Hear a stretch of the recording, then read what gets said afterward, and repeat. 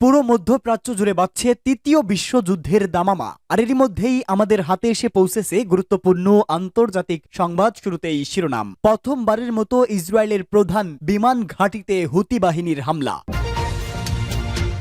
পরেই জানাবো সিরিয়া যুদ্ধক্ষেত্রে সর্বশেষ পরিস্থিতি। গত 3 দিনে প্রায় 1000 সন্ত্রাসী নিহত। এদিকে সিরীয় সংঘাতে এবার রাশিয়া ও তুরস্কের মুখোমুখি হওয়ার আশঙ্কা। জানিয়ে দিব ব্লিংকেনের আহ্বানে সিরিয়ার উত্তেজনা প্রশমনে সহায়তা তুরস্কের। এবং সর্বশেষ জানিয়ে দিব হামা ও আলেপ্পোয় অভিযান, সেনাবাহিনীর হামলায় শত শত তাকফিরি সন্ত্রাসী নিহত। এতক্ষণ শুনছিলেন সংবাদ শিরোনাম, এবারে বিস্তারিত। তবে তার আগে প্রতিদিনের আপডেট আন্তর্জাতিক সংবাদ সবার আগে পেতে ভিডিওটিতে একটি লাইক দিয়ে চ্যানেলটি সাবস্ক্রাইব করার অনুরোধ রইল। প্রথমবারের মতো ইসরায়েলের প্রধান বিমান ঘাঁটিতে হামলা। প্রথমবারের মতো ইসরায়েলের প্রধান বিমান ঘাঁটিতে হামলা চালিয়েছে ইয়েমেনের হুতি বিদ্রোহীরা। মেহর নিউজ এজেন্সি এক প্রতিবেদনে এই তথ্য জানিয়েছে। হুতি জানিয়েছে ইসরায়েলের প্রধান বিমান ঘাঁটিতে উত্তেজনার মধ্যে প্রথমবারের মতো হামলা করা হয়েছে। এ সময় ঘাঁটিটিকে নিশানা করে ব্যাপক হারে রকেট ছোড়া হয়। গোষ্ঠীটি জানিয়েছে তারা ইসরায়েলের গুরুত্বপূর্ণ হাহট্রিম ঘাঁটিতে হামলা চালিয়েছে। এই ঘাঁটিতে বিমান বাহিনীর আবাসন, পরিবহন ও ইঞ্জিন কারখানা রয়েছে। হুতি জানিয়েছে ইসরায়েলে এই হামলা ছিল গাজার প্রতি সংহতি। এটির মূল লক্ষ্য সংবেদনশীল গোয়েন্দা ঘাঁটি এবং অন্যান্য কৌশলগত অবস্থান। এছাড়া হুনিন ব্যারাকে রামিম ব্রিগেডের কমান্ড সেন্টারেও হামলা হয়েছে। এটি তার লক্ষ্যবস্তুতে সফলভাবে আঘাত এনেছে। হামলায় ফিলিস্তিন 2 নামক ক্ষেপণাস্ত্র ব্যবহার করা হয়। সিরিয়ায় যুদ্ধক্ষেত্রে সর্বশেষ পরিস্থিতি। গত 3 দিনে প্রায় 1000 সন্ত্রাসী নিহত। সিরিয়ার সেনা অভিযানে 3 দিনে কমপক্ষে 1000 সন্ত্রাসী নিহত হয়েছে।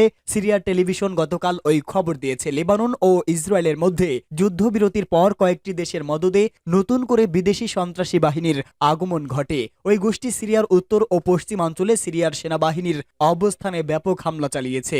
যুদ্ধকক্ষে বাশার আল আসাদের উপস্থিতি, সিরিয়ার কিছু এলাকা থেকে সন্ত্রাসীদের বিতরণ। গত 3 দিনে প্রায় 1000 সন্ত্রাসীকে হত্যা। হামাতে সিরিয়ার সেনাবাহিনীর প্রতিরক্ষা ড্রোন লাইন শক্তিশালী করা এবং ইদলিবের পশ্চিমে একটি অতর্কিত হামলায় সন্ত্রাসী বাহিনীর সদস্যদের গ্রেপ্তার ইত্যাদি সিরিয়ার রণক্ষেত্রের সর্বশেষ কিছু ঘটনা। যুদ্ধকক্ষে সিরিয়ার প্রেসিডেন্ট বাশার আল আসাদ গতকাল দেশের শীর্ষ সামরিক ও নিরাপত্তা কর্মকর্তাদের সাথে সাম্প্রতিক পরিস্থিতি, বিশেষ করে উত্তর সিরিয়ার আলেপ্পো প্রদেশ এবং পশ্চিম সিরিয়ার হামায় সশস্ত্র সন্ত্রাসী গোষ্ঠীর নিয়ন্ত্রণ বিষয়ে জরুরি বৈঠক করেছেন। সিরিয়ার প্রতিরক্ষা মন্ত্রণালয় এক বিবৃতিতে হামার উপকণ্ঠে সন্ত্রাসী হামলা মোকাবেলা করার খবর দিয়েছে। এই মন্ত্রণালয় ঘোষণা করেছে, হামার উত্তর উপকণ্ঠে আমাদের বাহিনীর ইউনিটগুলো তাকফিরি গোষ্ঠীগুলোর মোকাবেলা করেছে এবং যে কোনো ধরনের অনুপ্রবেশ প্রতিরোধ করেছে। সিরিয়ার সন্ত্রাসী গোষ্ঠীগুলোর সঙ্গে যুক্ত গণমাধ্যমগুলো হামা থেকে সেনাবাহিনী প্রত্যাহারের দাবি করার পর এই বিবৃতি দেওয়া হয়। সিরীয় সংঘাতে এবার রাশিয়া ও তুরস্ক মুখোমুখি হওয়ার আশঙ্কা। সিরিয়ার সামরিক বাহিনী দেশের উত্তর পশ্চিমাঞ্চলে বিদ্রোহীদের থামানোর জন্য বাড়তি সৈন্য মোতায়েন এবং বিমান হামলা পরিচালনা করে। একই সময় বিদ্রোহীদের অপ্রত্যাশিত অভিযান প্রতিহত করতে ইরান সিরিয়ার সরকারকে সমর্থন করার অঙ্গীকার করেছে।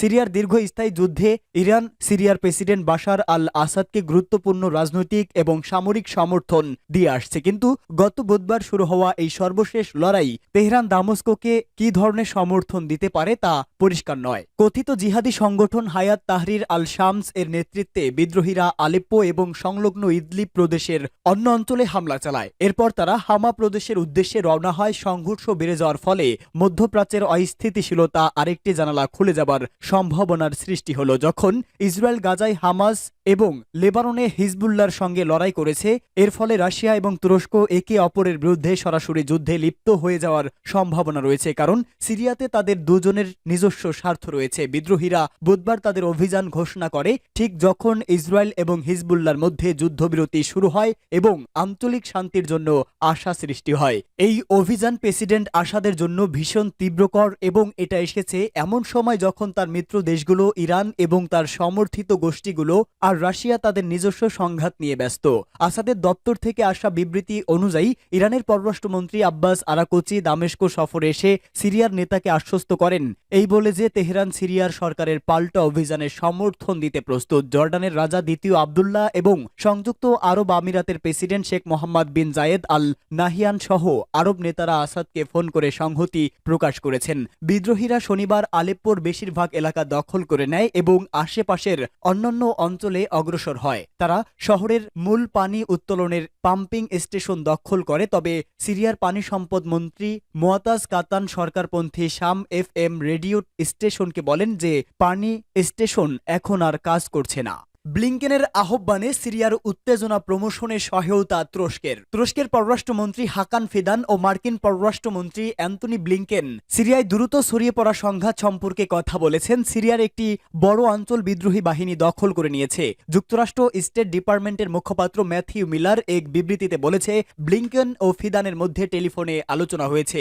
আলেপ্পো ও অন্যান্য এলাকায় বেসামরিক মানুষ ও অবকাঠামো রক্ষার উপর জোর দেওয়ার প্রয়োজনীয়তার ব্যাপারে তারা আলোচনা করেছে। সিরিয়ার বিদ্রোহী ও তাদের তুর্কি সমর্থিত মিত্ররা কয়েক বছরের মধ্যে বৃহত্তম আক্রমণ শুরু করার পর প্রেসিডেন্ট বাশার আল আসাদের অনুগত বাহিনীর কাছ থেকে সিরিয়ার দ্বিতীয় বৃহত্তম শহর আলেপ্পোর নিয়ন্ত্রণ নিয়েছে বিদ্রোহী গোষ্ঠী।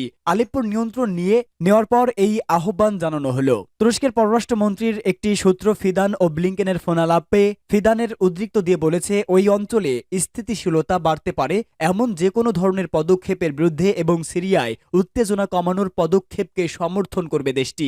এ সময় তিনি জোর দিয়ে বলেন তারা তুরস্কের বিরুদ্ধে বা সিরিয়ার বেসামরিক নাগরিকের বিরুদ্ধে কখনো সন্ত্রাসী কর্মকাণ্ডের অনুমতি দেবে না। সিরিয়ায় শান্তি নিশ্চিত করতে শাসক ও বিরোধীদের মধ্যে রাজনৈতিক প্রতিক্রিয়া চূড়ান্ত করা উচিত বলেও তিনি মন্তব্য করেন। সিরিয়ার যুদ্ধ পর্যবেক্ষণকারী সংস্থা জানিয়েছে তুর্কিপন্থী বিদ্রোহী গোষ্ঠীগুলোকে আলেপ্পো ও এর আশেপাশে সরকারি বাহিনী ও কুর্দি পিপলস ডিফেন্স ইউনিট যোদ্ধাদের উপর হামলা চালাতে দেখা গেছে। তুরস্ক ওয়াইপিজিকে নিষিদ্ধ কুর্দিস্তান ওয়ার্কার্স পার্টি একটি শাখা হিসেবে দেখে। এটি আঙ্কারার বিরুদ্ধে এক দশক ধরে বিদ্রোহের নেতৃত্ব দিচ্ছে। বুধবার সিরিয়ার আক্রমণ শুরু হয়। একই দিন ইসরায়েল ও লেবাননের হিজবুল্লাহর মধ্যে একটি যুদ্ধবিরতি কার্যকর হয়। সিরিয়ার একটি যুদ্ধ পর্যবেক্ষণকারী সংস্থা জানিয়েছে হামলায় এ পর্যন্ত ১৩০০ জনেরও বেশি মানুষ নিহত হয়েছে, যাদের বেশিরভাগই যোদ্ধা।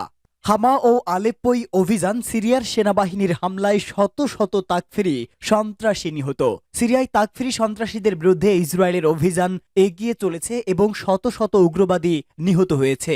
আজ প্রকাশিত প্রতিবেদনে সিরিয়ার রাষ্ট্রীয় টেলিভিশন চ্যানেল বলেছে আলেপ্পো, ইদলিব এবং হামা শহরের আশেপাশে প্রায় ৩২০ জন সন্ত্রাসী নিহত হয়েছে। গত সপ্তাহে যখন সন্ত্রাসীরা আরব দেশটির উত্তরাঞ্চলে নতুন করে দখলদারিত্বের চেষ্টা শুরু করে তখন থেকে সিরিয়া ও রুশ বাহিনী যৌথভাবে পাল্টা অভিযান চালাচ্ছে। এতে গত কয়েকদিনে নিহত তাকফিরি সন্ত্রাসী সংখ্যা প্রায় ১৩০০-তে পৌঁছেছে। অভিযানের বিস্তারিত বিবরণী দিয়ে রাষ্ট্রীয় টেলিভিশন জানিয়েছে সিরিয়া এবং রাশিয়ার বিমান বাহিনী আলেপ্পো প্রদেশের আল হামাদানি স্পোর্টস কমপ্লেক্সের আশেপাশে সন্ত্রাসবাদী এবং তাদের দলনেতাদের সমাবেশে হামলা চালিয়েছে। এসব জায়গায় তাদের লক্ষ্যবস্তু করা হয়েছিল। তাদের মধ্যে বিপুল সংখ্যক লোক নিহত ও বহু হতাহত হয়েছে। সরকারি সিরিয়ান আরব নিউজ এজেন্সি জানায় একই ধরনের যৌথ বিমান হামলায় আলেপ্পোর পূর্বে আল সাফিরা শহরের কাছে আরো ডজন খানেক সন্ত্রাসী নিহত ও আহত হয়েছে। সিরিয়ার আল সাওরা সংবাদপত্র জানিয়েছে তাকফিরিদের একটি দল হামা শহরতলির জুগবা গ্রামে আক্রমণ করেছিল। তবে গ্রামবাসী আক্রমণকারীদের বিরুদ্ধে প্রতিরোধ গড়ে তোলে এবং সবাই হত্যা করেছে।